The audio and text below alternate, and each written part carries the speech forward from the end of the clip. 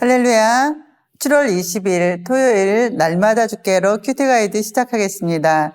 오늘 본문은 전도서 2장 18절에서 26절로 제목은 하나님의 손에서 나오는 것입니다. 이 세상에서 자신의 수고를 직접 누리지 못하는 것은 아주 슬픈 일인 것 같습니다. 그런데 더 슬픈 것은 내가 수고하고 애쓴 결과를 타인이 가져가서 누리는 것입니다. 오늘 말씀을 통해 자신에게 주어진 모든 것들을 누리고 즐기는 지혜를 얻으시기를 바랍니다. 내용 관찰 1번입니다. 전도자가 해 아래서 한 수고를 미워하는 이유는 무엇입니까? 내가 해 아래서 내가 한 모든 수고를 미워하였노니 이는 내 뒤를 이을 이에게 남겨주게 됨이라. 그 사람이 지혜자일지 우매자일지야 누가 알랴마는 내가 해 아래서 내 지혜를 다하여 수고한 모든 결과를 그가 다 관리하리니 이것도 헛되도다. 아멘. 전도자는 그동안 자신이 이 땅에서 정말 많은 수고를 했다고 말합니다. 그런데 그 수고한 것이 후회가 되고 염증이 난다는 것이에요. 내가 이렇게 수고하고 애를 썼는데 그것이 별로 내 마음에 달갑지 않다는 것이죠. 재주는 곰이 부리고 돈은 되놈이 번다라는 속담이 있는데 수고하는 사람이 따로 있고 또 이익을 보는 사람이 따로 있을 때 하는 말입니다. 말하자면 수고는 솔로몬이 하였는데 그 수고의 열매는 다른 사람이 다 가지고 간다는 것이죠. 본문 말씀을 다른 말로 표현한다면 한평생 자식을 위해서 밤낮으로 열심히 일하고 쉬지도 못하고 재산을 모았는데 이 재산이 내가 모은 재산이 내 자식에게 복이 될지 해가 될지 알 수가 없다는 것입니다. 게다가 내가 일구어 놓은 것이 자식에게 가게 될지도 장담할 수 없다는 것이죠. 혹시 사기당해서 다른 사람에게 한순간에 넘어갈 수도 있고 자식이 또 친구를 잘못 만나서 보증을 잘못 섰다가 재산이 다 사라질 수도 있고 또 사업을 크게 확장하다가 부도로 한순간에 날아가 버릴 수도 있습니다.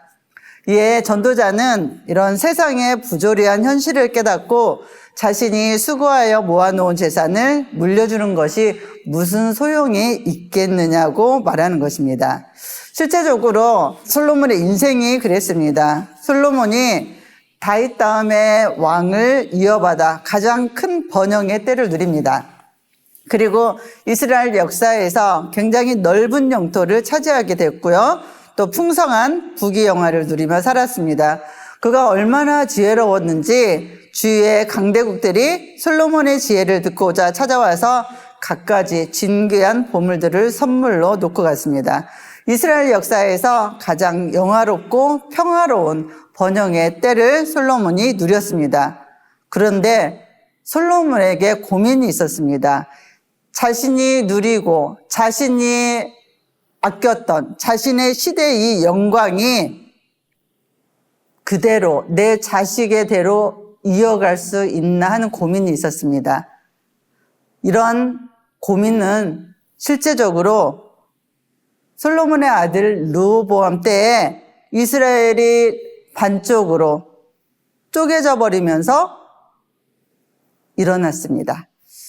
BC 586년에 솔로몬이 아름답게 지었던 성전까지 무너져서 황폐하게 되어버려 실제로 솔로몬이 쌓았던 모든 공적들이 다 사라져 버리게 됩니다. 내용 관찰 2번입니다. 사람의 마음을 더 기쁘게 하는 것은 무엇입니까? 사람이 먹고 마시며 수고하는 것보다 그의 마음을 더 기쁘게 하는 것은 없나니 내가 이것도 본즉 하나님의 손에서 나오는 것이로다. 아멘. 전도자는 인간이 먹고 마시며 자신의 수고에 정당한 대가를 받는 것이 좋다고 말합니다.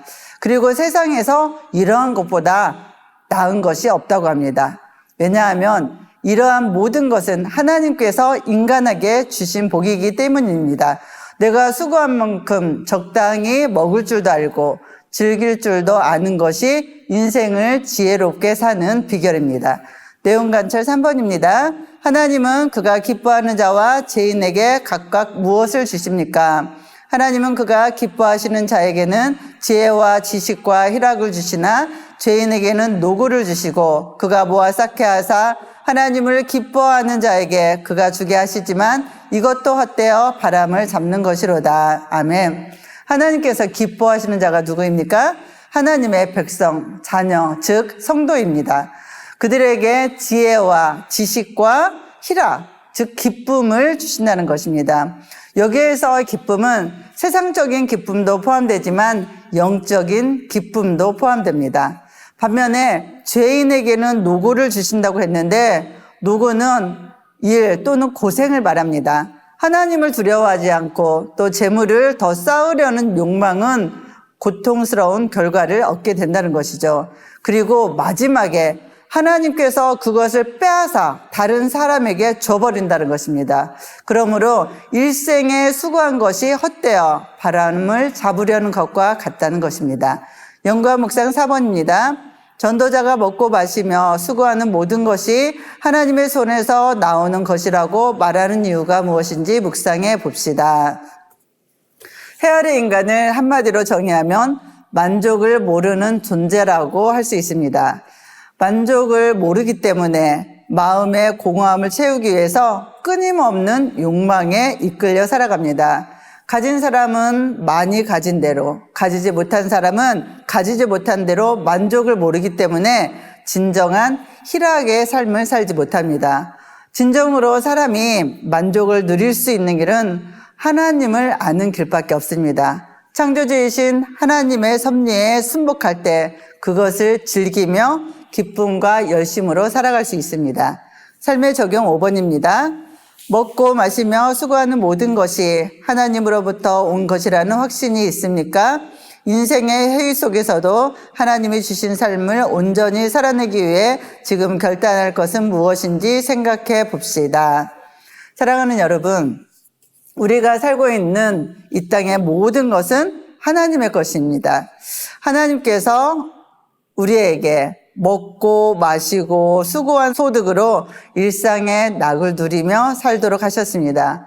아침에 건강하게 눈을 뜰 수 있다는 것, 커피 한 잔이라도 또는 음식의 맛을 느끼며 즐길 수 있다는 것에 감사하시기 바랍니다. 그리고 할 수 있는 대로 내가 가지고 있는 것들을 다른 사람에게 나누고 베푸는 영생을 위해 투자하는 삶을 사시기를 바랍니다.